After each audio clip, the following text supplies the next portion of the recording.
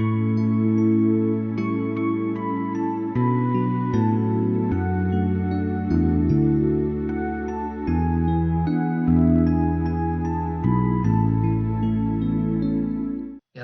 안녕하세요. 오늘도 여러분과 함께 말씀을 나눌 수 있어서 참 행복합니다. 오늘 본문은 마가복음 6장 14절부터 29절까지이며 제목은 세례 요한의 죽음입니다. 지난 시간에 잠깐 말씀드린 바와 같이 오늘 본문은 예수님의 제자들이 파송을 받아 전도 여행을 떠나는 장면과 전도 여행에서 돌아와서 그동안의 사역에 대하여 보고하는 장면 사이에 그들의 전도의 사역과는 전혀 상관이 없어 보이는 세례 요한의 죽음에 관한 기사가 샌드위치의 속처럼 끼어 있습니다. 이러한 샌드위치 구조는 파송받은 12제자가 세례 요한과 같은 순교의 길을 가야 한다는 것을 보여주기 위해 마가가 의도적으로 배치한 것이라고 할 수 있습니다. 그뿐만 아니라 예수님의 이름이 명성을 얻었다는 사실을 명시함으로써 그는 흥하여야겠고 나는 쇠하여야 하리라는 세례 요한의 고백이 실제로 이루어지고 있음도 보여주고 있습니다. 예수님에 대한 소문은 갈릴리에서 행하신 지혜의 가르침과 권능의 이적들을 통해서 이미 사람들에게 알려졌는데 제자들이 파송된 이후 그들의 활동을 통해서 더 많은 지역의 사람들에게까지 전해지게 됩니다. 그리하여 갈릴리 지방의 분봉왕도 그 소문을 듣게 됩니다. 14절부터 16절까지 함께 읽겠습니다. 이에 예수의 이름이 드러난지라 헤롯 왕이 듣고 이르되 이는 세례 요한이 죽은 자 가운데서 살아났도다.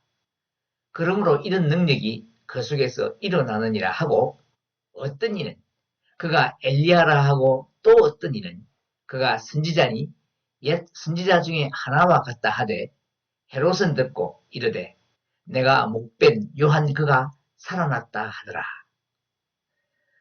여기서 말하는 헤롯 왕은 예수님이 태어났을 때 유대 땅을 통치하며 2세 이하의 유아를 살해하라고 명령했던 헤롯 대왕이 아닙니다. 그의 둘째 아들인 헤롯 안티파스인데 그 당시 갈릴리와 베레아 지역을 다스리는 분봉왕이었습니다.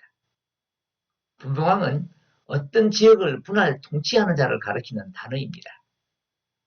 로마는 헤롯 대왕이 죽은 후에 그가 다스리던 팔레스타인 지역을 세 지역으로 분할하여 아들들에게 나누어 통치하도록 하였는데 그 중에 갈릴리와 베레아 지역의 분봉왕으로 헤롯 안티파스를 임명한 것입니다. 본문에서 예수의 이름이 드러났다 하는 것은 예수님의 신분이 공개되었다는 것인데 파송받은 제자들이 자신들의 이름을 드러내지 아니하고 오직 그리스도이신 예수님만을 전했다는 것을 알 수 있습니다. 우리 주변에는 가끔 사역이라는 미명으로 자신의 이름을 드러내려 하는 사람들이 있어서 눈살을 찌푸리게 합니다. 사도행전 15장 25절을 보면 예루살렘 공의회에서 안디옥 교회에 보낸 서신의 내용 중에 바울과 바나바를 우리 주 예수 그리스도의 이름을 위하여 생명을 아끼지 아니한 자라고 소개하고 있습니다. 이처럼 성도의 가장 기본적인 사명은 오직 예수 그리스도의 이름을 드러내는 것입니다. 이렇게 드러난 예수님에 대한 소문을 들은 사람들의 반응은 세 가지로 나타났습니다. 먼저 헤롯은 세례 요한이 죽은 자 가운데서 살아났다고 했습니다. 그리고 자신이 목을 베어 죽였다는 사실을 말함으로써 세례 요한이 분명히 죽었음을 밝히고 있습니다. 헤롯의 이 말은 좀 막연하긴 하지만 그가 인간의 부활을 믿고 있었다는 것을 보여줍니다. 그리고 다른 한편으로는 세례 요한의 그 죽음이 자신의 마음속에 지울 수 없을 정도로 강하게 남아있어 번민하고 있다는 사실을 입증하고 있습니다.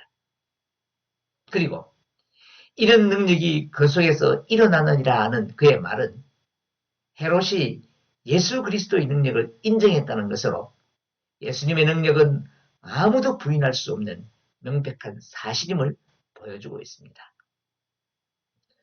그리고 두 번째 반응은 예수님이 엘리야라고 생각하는 것입니다. 당시의 유대인들은 엘리야가 다시 올 것이라고 기대하고 있어서 어떤 사람들이 예수님의 활동을 보면서 부활한 엘리야라고 여겼던 것입니다. 그리고 세 번째 반응은 예수님을 선지자로 간주하는 것입니다. 이렇게 생각하는 사람들은 아마도 하나님의 음성을 기다리는 사람들이었을 것입니다. 그 시대에는 유대인들이 300년 동안이나 예언자나 선지자의 음성을 들을 수가 없었습니다. 그런데 그들은 예수님으로부터 하나님의 음성을 들었던 것입니다.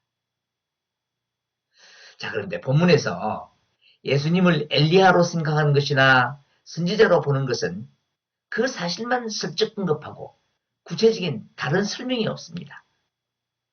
이것은 예수님을 그런 개념으로 파악할 수 없다는 것을 은연중에 나타내고 있는 것입니다. 17절, 18절을 함께 읽겠습니다. 전에 헤롯이 자기가 동생 빌립의 아내 헤로디아에게 장가든 고로 이 여자를 위하여 사람을 보내어 요한을 잡아 옥에 가두었으니 이는 요한이 헤롯에게 말하되 동생의 아내를 취한 것이 옳지 않다 하였습니다. 헤롯 왕가는 혈통이 아주 복잡합니다.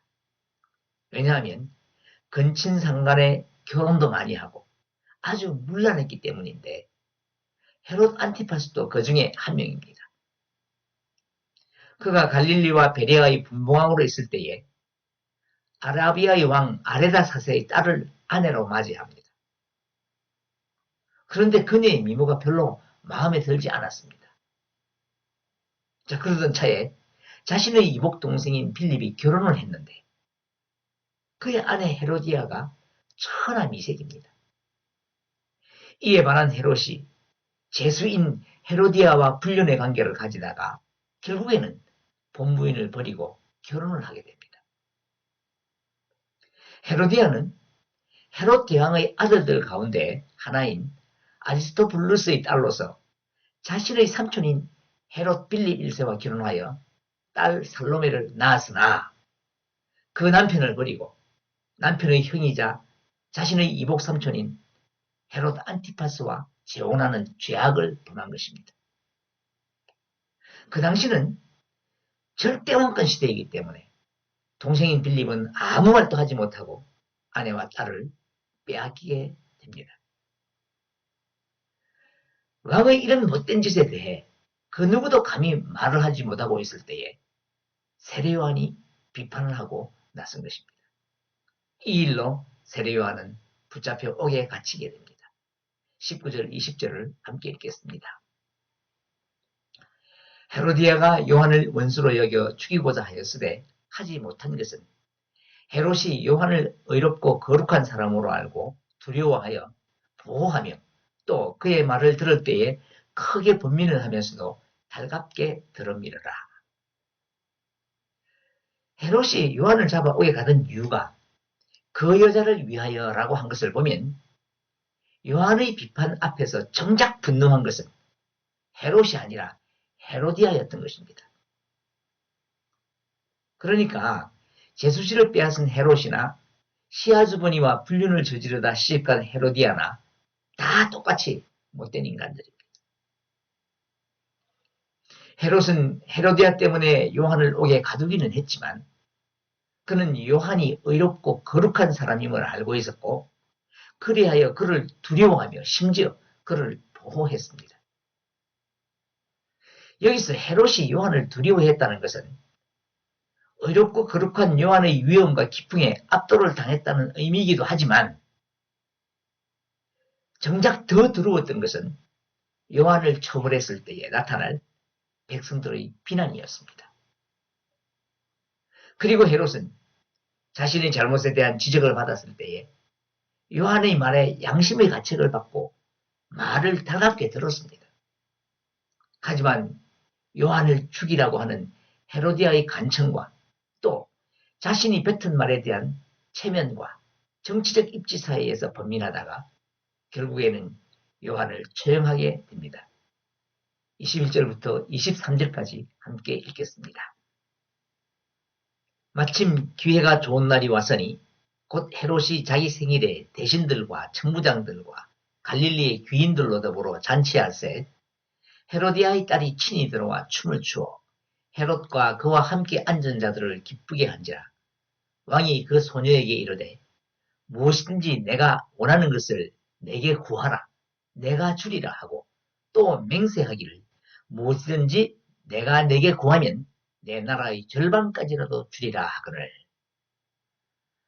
여기서 마침 기회가 좋은 날이 왔으니라는 말은 그동안 헤로디아가 요한을 죽이기 위해 계속하여 계획하고 있었다는 것을 의미합니다.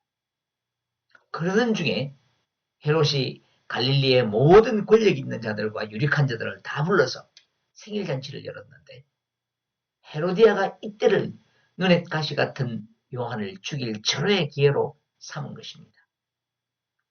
헤로디아의 이런 음모는 그의 딸이 춤을 추는 것을 시작으로 실행되는데 22절을 보면 헤로디아의 딸이 친히 들어와 춤을 추었다고 했습니다. 이것은 순서가 정해져 있었거나 헤롯이나 참석한 어떤 사람도 요구하지 않았는데 살로메가 스스로 잔치석상에 들어와 춤을 추었다는 것입니다. 무의도 아닌 공주가 잔치 자리에 스스로 들어와서 사람들이 보는 앞에서 춤을 추는 일은 있을 수 없는 일입니다. 왜냐하면 그 당시의 사회에서 혼자서 춤을 춘다는 것은 증오할 만한 방탕한 몸짓이고 그러한 춤은 직업적 창부의 기술이었기 때문입니다. 그러므로 살로메가 춤을 춘 배후에는 헤로디아의 조정이 있었다는 것과 평소에 헤로디아가 그의 딸과 함께 요한을 죽일 흉악한 음모를 꾸미고 있었다는 것을 짐작할 수 있습니다. 살로메의 춤은 헤롯과 잔치에 초대된 모든 사람들을 기쁘게 했습니다. 여기서 기쁘게 한지라로 번역된 헬라어 에레세는 그 원형이 아레스코인데 기쁘게 하려고 애를 쓴다는 의미가 더 강하게 있는 단어입니다. 그러므로 살로메는 사람을 유혹하는 관능적인 춤을 춤으로써 그의 아버지인 헤롯을 기쁘게 하려고 애를 썼다는 것입니다. 결국 살로메의 춤은 헤롯뿐만 아니라 그 자리에 함께한 모든 사람들을 기쁘게 했습니다. 그들은 사회의 지도층으로 그 시대를 대표하는 사람들인데 그들이 관능적인 춤을 보고 기뻐했다는 것은 그 당시 사회가 그만큼 도덕적으로 타락했다는 것을 단편적으로 보여주는 것입니다. 유혹적인 어부딸의 춤에 매료된 헤롯은 살로메가 요구하는 것은 무엇이든지 다 들어주겠다고 약속을 하며 더 나아가 나라의 절반이라도 주겠다고 맹세까지 하며 허세를 부립니다. 하지만 그는 그런 권한이 없습니다. 로마 황제로부터 임명을 받아 갈릴리 지역을 다스리는 분봉왕에 불과한 존재였기 때문입니다. 그 시대 사람들은 한 번 한 맹세는 반드시 지켜야 하는 것이기 때문에 가능하면 맹세하지 않았습니다. 그래서 예수님은 맹세하지 말 것을 교훈하셨습니다. 마태복음 5장 33절, 34절을 함께 읽겠습니다. 또 옛사람에게 말한 바 헛맹세를 하지 말고 내 맹세한 것을 주께 지키라 하였다는 것을 너희가 들었으나 나는 너희에게 이르노니 도무지 맹세하지 말지니 하늘로도 하지 말라. 이는 하나님의 보좌임이요. 예수님은 자신의 약속조차도 잘 지키지 못하는 인간의 인약성을 너무나 잘 아시기 때문에 지키지 못할 거짓맹세나 헛맹세를 하지 말도록 금지하신 것입니다. 그러나 헤롯은 이미 맹세를 했고 그 맹세는 헤로디아에게 결정적인 기회가 된 것입니다. 24절부터 29절까지 함께 읽겠습니다. 그가 나가서 그 어머니에게 말하되 내가 무엇을 구하리이까? 그 어머니가 이르되 세례 요한의 머리를 구하라 하니 그가 곧 왕에게 급히 들어가 구하여 이르되 세례 요한의 머리를 소반에 얹어 곧 내게 주기를 원하옵나이다 하니 왕이 심히 근심하나 자기가 맹세한 것과 그 앉은 자들로 인하여 그를 거절할 수 없는지라 왕이 곧 시위병 하나를 보내어 요한의 머리를 가져오라 명하니 그 사람이 나가 옥에서 요한을 목베어 그 머리를 소반에 얹어다가 소녀에게 주니 소녀가 이것을 그 어머니에게 주니라. 요한의 제자들이 듣고 와서 시체를 가져다가 장사하니라. 요염한 춤으로 왕의 맹세를 받아낸 살로메는 자신이 원하는 것을 말하지 않고 그 어머니 헤로디아에게로 가서 무엇을 구할 것인지를 묻습니다. 그러자 망설임 없이 세례 요한의 머리를 구하라고 합니다. 이런 정황을 보면 살로메가 잔치 자리에 들어가서 춤을 추고 사람들을 기쁘게 했던 모든 일이 그 어머니 헤로디아가 배후에서 조정했다는 것을 알 수 있습니다. 헤롯은 살로메가 세례 요한의 목을 요구할 것이라고는 전혀 예상하지 못했을 것입니다. 그러나 헤롯은 이미 맹세를 했고 그의 말을 들은 그 자리에 있던 모든 사람이 그 맹세의 증인이 되어버렸기 때문에 무엇이든지 살로메가 요구하는 것은 들어주지 않을 수가 없는 처지가 되어버린 것입니다. 그리하여 요한을 의로운 사람으로 알고 그를 보호하려 했던 일말의 양심에서 비롯된 헤롯의 고민은 참석한 사람들에게 맹세를 지키는 자신을 과시하며 세례 요한을 처형함으로써 끝나고 맙니다. 이로써 예수님의 선구자로 이 땅에 온 세례 요한은 그의 사명을 다하고 짧은 생애를 순교로 마감하게 됩니다. 이렇게 한 의인이 악인의 헌맹세로 인하여 그들의 유익거리가 되어 처참한 최후를 맞이했습니다.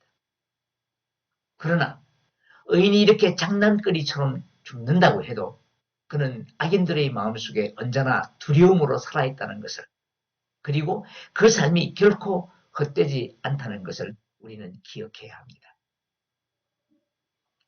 그런데 예수님이 십자가에 달리시는 과정에서 헤롯과 비슷한 역할을 한 사람이 있습니다. 빌라도입니다. 그도 예수님이 죄가 없으시다는 것을 다 알고 있었습니다. 그래서 예수님을 변호해 주기까지도 합니다. 그런데 빌라도는 백성들의 한마디에 그냥 무너져 버립니다. 요한복음 19장 12절을 찾아서 읽겠습니다.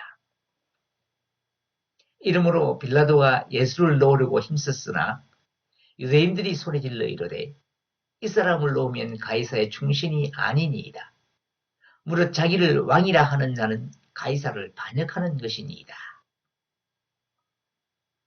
가이사는 시즈로도 발음될 수 있는데 로마 황제를 가리키는 말입니다. 원래는 줄리어스 시즈라는 개인의 이름이었는데 그가 로마의 지배자가 된 이후 그의 뒤를 이어 로마 통치자가 된 모든 사람의 직위명으로 사용된 것입니다. 여기서 말하는 가이사는 누가복음 3장 1절에 티베리오 황제로 표기된 티베리우스 황제를 가리킵니다. 그는 정적에 대한 두려움을 많이 가지고 있어서 다른 사람에 대하여 의심이 많고 자신을 반역했다는 생각이 조금이라도 들면 무자비하게 죽여버렸던 매우 잔인한 왕이었습니다. 그 당시 호민관이었던 아에리우스 세자누스라는 사람이 있었는데 로마 제국의 최고 행정관으로 티베리우스 황제의 절친한 친구였습니다. 그런 그가 어떤 사건과 관련하여 티베리우스 황제의 의심을 사서 죽임을 당하게 됩니다. 이런 불안한 때에 이 사람을 놓으면 가이사의 충신이 아니다. 무릇 자기를 왕이라고 하는 자는 가이사를 반역하는 것입니다라는 말은 빌라도를 위축시킬 충분한 이유가 된 것입니다. 그리하여 그는 예수님을 십자가에 처형하도록 넘겨준 것입니다. 하지만 빌라도는 예수님이 무죄하다는 것을 알고 있었습니다. 그러나 그의 행동은 예수님을 내어주었습니다. 헤롯도 마찬가지입니다. 세례 요한의 말이 옳다는 것을 다 알고 있었지만 결국 세례 요한의 목을 베어 살로메에게 내어준 것입니다. 마가는 세례 요한의 죽음에 대한 기사를 통해 헤롯 왕가의 문란한 모습을 적나라하게 드러내요. 그 시대가 얼마나 타락한 시대인지를 보여주고 있는 것입니다. 아울러 하나님을 떠나서 성적으로 타락하고 권력과 재물의 신녀가 된 한 사람의 허세가 얼마나 무서운 결과를 가져오는지도 분명하게 보여주고 있습니다.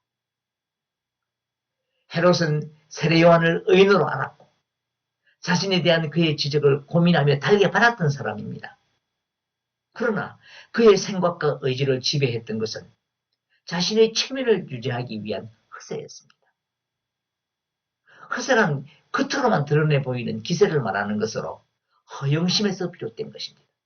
그리고 그 밑바닥에는 교만이 자리하고 있는 것입니다. 그런데 이런 허세는 헤롯과 같은 악인에만 있는 것이 아니라 죄로 타락한 모든 인간의 마음속에 웅크리고 있는 것입니다. 성도라고 예외가 아닙니다.